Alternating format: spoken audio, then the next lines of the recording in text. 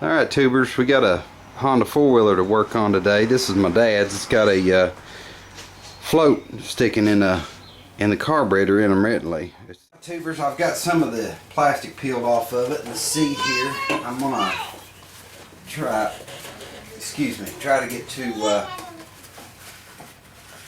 rest of it here. I don't want to take off any more than I have to, but they do put a lot of plastic on these things.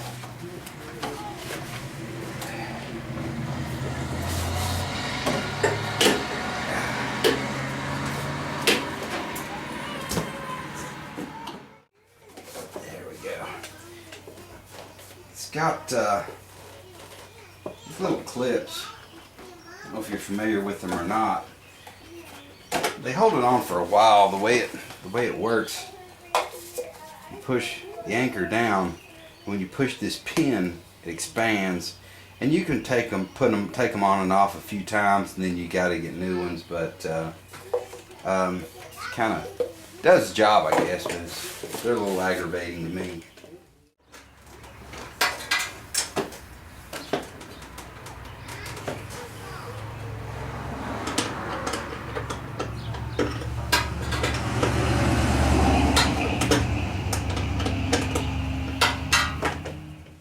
You can see how much room this made in here. And you know, I wouldn't consider myself a four-wheeler mechanic at all. I'm just a mechanic, and I'm kind of a learning process for me working on smaller things. But it's a lot of fun anyway. I got a few things to take off here. But I'm getting pretty close. Getting pretty close to having the carburetor off of it. So what was happening, the float was sticking closed. So I'm only concerned with the bottom end. It was really running out pretty good. But I'm going to go ahead and clean the jets and everything. Anything I can access from the bottom end while I've got it apart, I'm going to look it over really well. Okay guys, I got the bowl loose on the carburetor. And really, I don't know if you can see this or not. It's just got a fine coating of that residue, you know, after the gas sets, and it's bad. But see, that's all it takes to get a float to where it'll hang up on you. Now this one, you know, when I was going to bring the four-wheeler in the shop, you can see on my finger there, it's kind of a chalky type deal. But all I had to do to get the four-wheeler running was I just took pair of pliers, you know, and I tapped on the bottom of the four-wheeler. I've seen people beat on these, try to get the float to come loose. I wouldn't recommend that, but I just tapped it a little bit. The bowl filled up, fired the bike up, and rode it around here. But some of these, you know, they can hang solid. You know, I've seen them where they're just encased in garbage. All right, tubers. I want to show you the carburetor. Now I took jets out of it here. You know, I want to get all these jets cleaned, but this is the needle valve seat. And you know, it doesn't look too awfully bad, but all it takes is a little bit to hang that needle valve up. You can see there just from my thumbnail what I've scraped. That's all it takes to gum that up. And I don't know if I'm going to be able to show you or not, but down inside here, see if I can focus on it, get it right for you. Maybe I can't do this, I don't know. But you can see it's kind of dirty. That's the main problem with the carburetor, you know. And then there's all this loose stuff. You can see that right here, all this loose garbage, and when you have that floating around in there, that's what clogs your jets up. Stuff like that. Got everything kind of laid out here. My jets, needle valve, float, and this is my medicine bottle I keep full of these little pieces of wire and stuff I've just collected over the years, just for cleaning out these jets. You can see how small the holes are.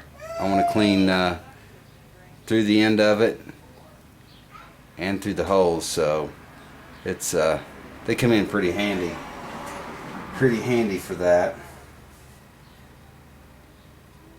and hopefully, yeah, see that one had a lot of, I don't know if you can see it or not, every bit of this came through that hole. See if I can focus it for you. Zoom in here. Every bit of that dirt right there, all this came out the end, so she should run quite a bit better after I get it all cleaned out here. I'm just gonna keep run this through here, and then we'll spray through it with the carb cleaner. Might as well go ahead and give it a shot now. I don't want to take got a little wire brush here that clean all this off. If I don't clean it off, afraid it'll come loose, just cycle right back to that jet again. Alright guys, I pretty much I've got everything cleaned up, you know, pretty well. I'm kind of surprised that the bike ran as well as it did, because after I got into, you know, cleaning these jets, I believe it was this one that I showed you, you know, all the dirt that came out of it, and this one, I don't believe I got a clip of it, but it was completely plugged off too. You know, it sputtered a little bit, but, you know, it would run under its own power. It definitely, you know, it wouldn't idle well, but it cleaned up pretty good. I want to show you one thing that I had to do. The only way that I could get the needle valve seat good and clean, I took a piece of real fine sandpaper, okay? I shot it with the carb cleaner to loosen it up, and I rolled it up and put it up in there, and I twisted it, you know, twisted the sandpaper, not wanting to take any metal off, of course, but it had so much buildup where, you know, the needle valve here, it couldn't glide, you know, like it's supposed to. It was hanging up really bad. It wasn't hanging open, it was hanging closed to where it wouldn't get gas. So I think we're going to be real good with this. You know, I sprayed through all the passages real good, got everything running clear, so I'm going to go ahead and stick this guy back together.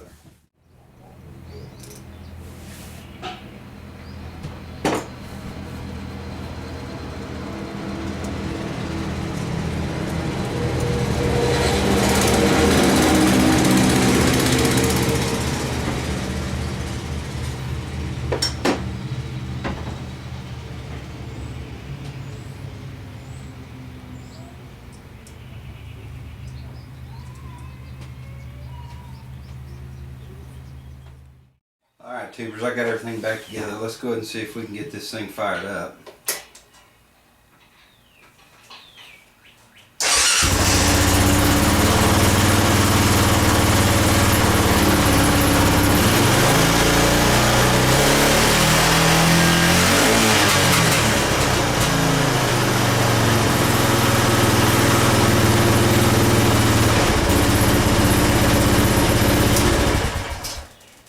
I think that's going to do it, tubers. I'm going to go ahead and get all the plastic on it, get my seat on it, and I'm going to take it for a spin. Alright tubers, I'm going to go ahead and give you a sneak peek of tomorrow's project. It's a this is a John Deere buck. It's 4-wheel drive. It's a pretty good bike, but it's got I'm going to have to replace the needle valve and seat on this one. It if you leave the gas on it, it floods out, and it's flooding into the engine, which isn't cool. But the kind of neat thing about this bike is you can go from you can switch it from manual shift to automatic. Right there's automatic and manual. I use manual shift because it shifts really hard. This bike's only got like maybe 60 or 100 miles on it. My dad bought it, and he really never used it much. Dad got sick, but he still likes to have his toys around.